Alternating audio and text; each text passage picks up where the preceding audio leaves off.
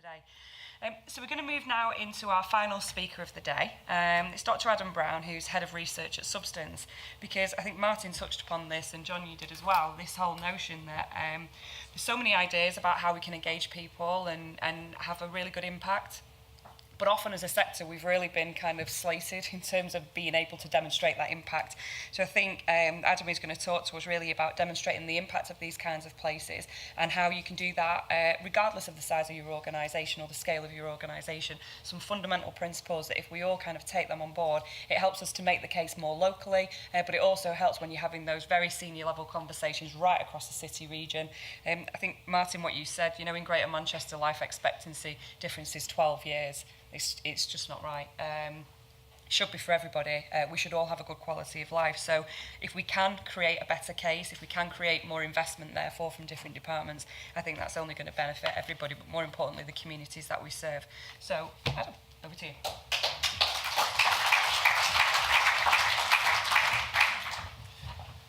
Thank you very much. The last session of the day to talk about the importance of valuation. I think you better lock the doors to make sure everyone stays in. I think it is just picking up on that. It's in both those presentations, what come through is the ambition of events and of facilities, and that's been a theme all the way through today.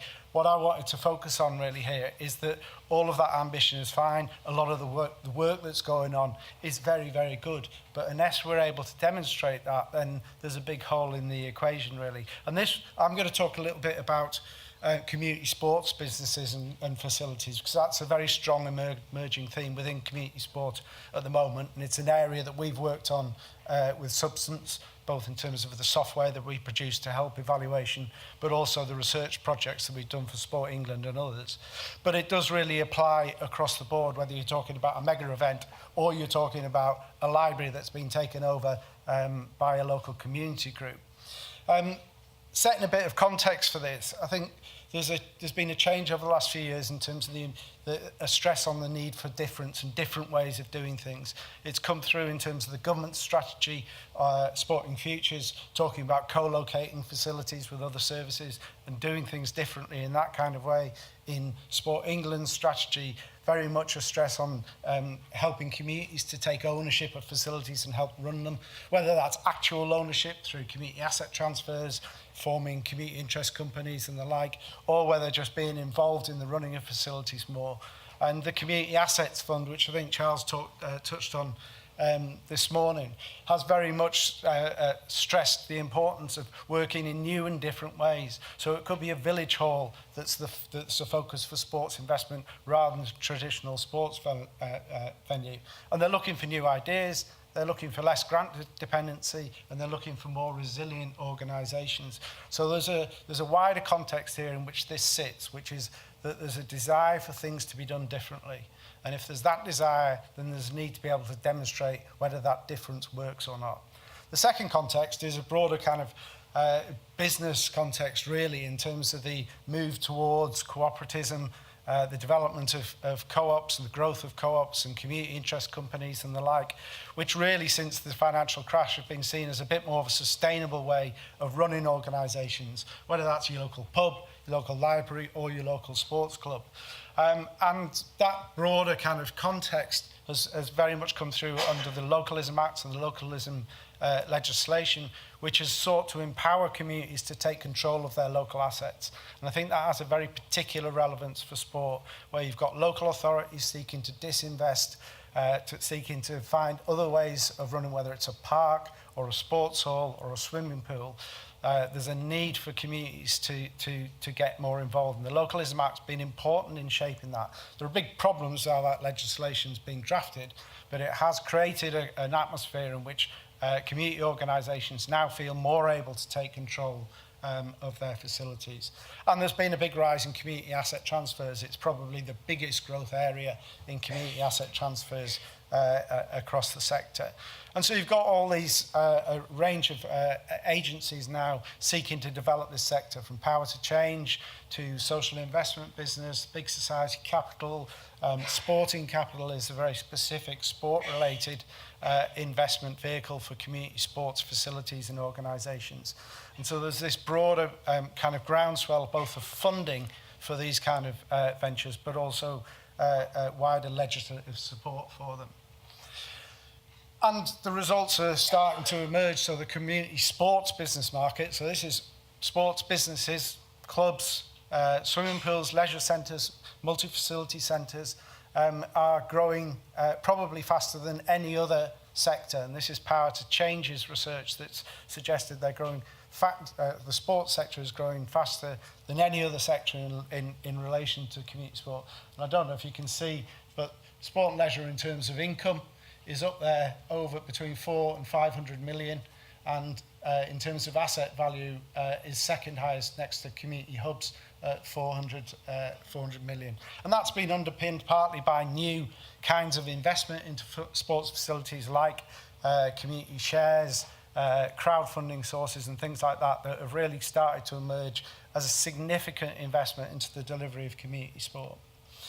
And all of this is underpinned by there are some fairly big claims made about what this will deliver, right from increasing facility use, so that community ownership of sports facilities can increase the use and local participation, income generation, a more enterprising kind of approach to how clubs operate and sports organisations operate, putting residents and local residents firmly in control in terms of running and leading organisations, big increases in volunteering around those businesses that are community owned. We did a piece of work for Supports Direct a number of years ago looking at the value of volunteering in those sports clubs in rugby league and football, which were fan owned, and it was really significant in terms of the level of investment, right through to providing employment for local people. And again, Power to Change's research around some of this has suggested that sports and leisure businesses are more adept at diversifying their income, having strong financial and operational bases, and stronger partnerships than perhaps traditional sports organisations have been. So that's the kind of claims that are made around this. And there's a number of really good examples, and I'll whiz through these. All of these are from work we did for Sport England, and so they're all available on Sport England's website. But Manvers Lake is an old mining site in Nottingham, which was derelict from the late 1980s onwards. They filled it in, they made a lake, and over the 25 years it developed a really inspirational sports club.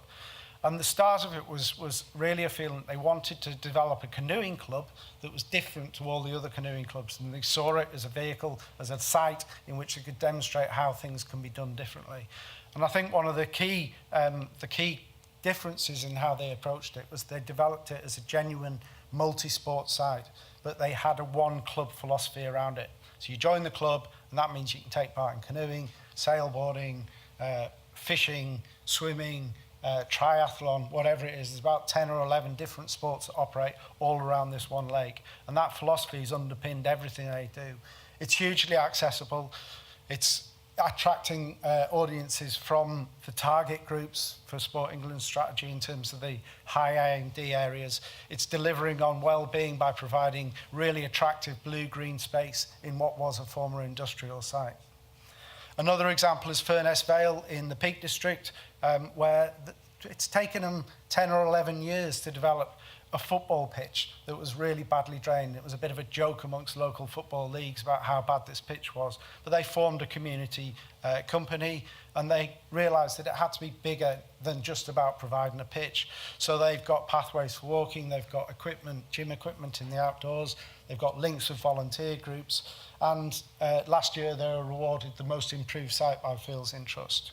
Another example, Football Development Association, where they developed 9 new pitches involving more than 400 clubs, and they formed a new company that brought together football leagues to combine together to run it.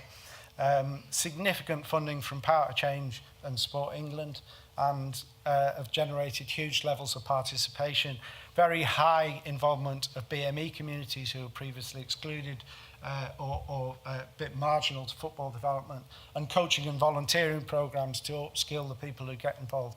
So there's just, there's plenty of examples out there about things being done well. But across the board, if you look across the board, and even in some of those cases, the evaluation is partial. It's not very comprehensive. Much of it is anecdotal and not perhaps as robust as you'd want. There's a lack of consistent data across the sector. So if you look across all those different funding streams, there isn't a consistent way in which they're being assessed. And that means that you can't compare, you can't learn, and you can't really demonstrate the impact of it across the board. And that lack of robust data and evaluation has meant that there's a lack of a convincing case, we believe, for the community sports business facilities. There's lots of evidence there, but it isn't being brought together in a way that amounts to a convincing case. And part of the reason for that is perfectly understandable. Funders want to get the money out the door. They want programs to be seen as successful, and there is perhaps at times not wanting to report on failure, but wanting to report on success.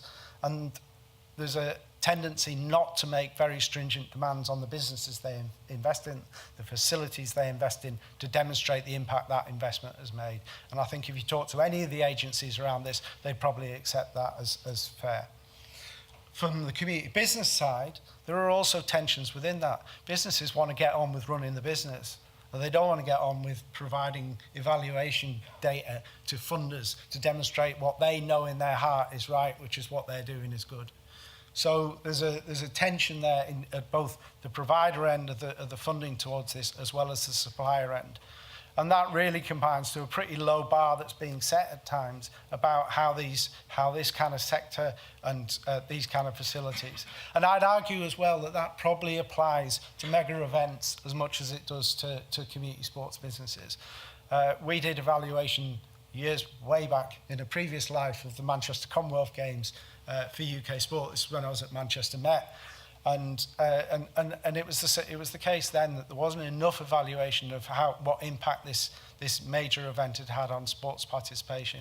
So I think the message is really across the board that there's been really inspiring stories today about how facilities can help engage communities. But unless we get better at demonstrating what that actually delivers on well-being, on health, on employment, and all those, and education, all those social impacts that you've all said are so important, then really the case isn't being made well enough. But what can be done? Well, we do work which would be, and plenty of others do as well. We would do what gets termed theory of change exercises with organisations. That's basically saying, what is it that you want to achieve and how are you going to achieve that? So that you know from the outset that it isn't just a sense that sport is good and the facility is going to be good, but it's how what you do and the activities you do is going to deliver that aim. We develop impact frameworks with organisations to help them put measures in place and think about how they're going to evidence against those measures so that they can report it. And we help organisations put systems in place to do that. And that can involve people, it can involve software, it can involve questionnaires, and it can involve data collection. And there is help out there. We work with a programme called Inspire and Impact, and there's an impact hub on the Inspire and Impact website, which brings together all the tools out there. So I'm not making a particular pitch that Substance are the only people doing this. There's plenty of tools out there that you can access. And Inspire and Impact is a project which has sought to make those available to people. There's help on Sport England, on the Club Matters community rights guidance toolkit. There's guidance there about how you can undertake it. And yes, we do have our own software as well, Views, to help organisations do this. And this is the kind of thing that we're talking about. It isn't rocket science. I don't know if you can see that yellow too well there. But if you're claiming that your facility is going to involve local people more, then start to map your membership. Is it open and representative? Do they participate in governance? Have you got membership data that you can compare to the local population data? It's pretty easy to do. It's pretty low cost to do.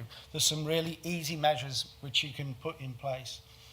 And you say you're there to benefit local people. Well, are you doing that? Simple, high-level satisfaction surveys with local residents, local businesses, local community organisations to get that kind of feedback. All of this is pretty low level and cheap to do, but it isn't being put in place across the board. So the challenge then is that if funders and those receiving funding do not improve the impact and valuation of community sports businesses, then some of the claims that are being made really maybe seem to be quite hollow. And there is a need for us to improve this. And I think that is at two levels, really. At a macro level, we need to have agreement across the board about some simple measures and metrics that will demonstrate the value of community sports facilities that can be agreed and measured across the board. And at the grassroots level, at the delivery level, there needs to be a greater commitment that those organisations need to report against it. And part of that comes from funding, part of it comes from a culture change amongst those organisations, and part of it comes from the support that's given to those. One of the interesting factors I think about the Community Assets Fund that's been launched by Sport England is it's providing some revenue and skills support alongside capital grant support to actually build things. And if it sounds like it's easy to be saying this from the outside, I have practical experience of doing this in a community sports club and building a facility as well with FC United. So I know how difficult it is, particularly in organisations that are largely volunteer-led. But unless we meet that challenge, there's a real danger that there'll be a load of people saying community sports businesses work, and a load of other people saying, well, where's the proof? So thank you very much for your attention.